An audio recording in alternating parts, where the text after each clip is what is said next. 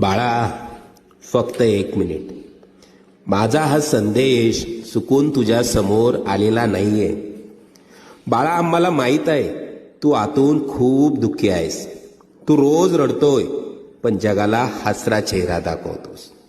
तुला वाटत असेल तुझं या जगात कोणीही नाहीये, पण मी आज तुला वचन देत आहे बाळा, आता तुझी परीक्षा संपली आहे.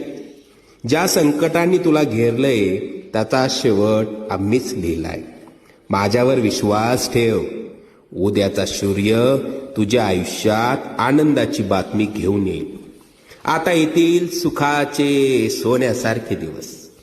लवकरच तुझ्या मनात असलेली इच्छा पूर्ण होऊन अक्कलकोटला येणं होईल. येशील ना? इच्छापूर्तीचे पेढे घेऊन अक्कलकोटला. सगळं मनासारखं होईल. निश्चिंत राहा, सेवा करा, सेवेकरी व्हा.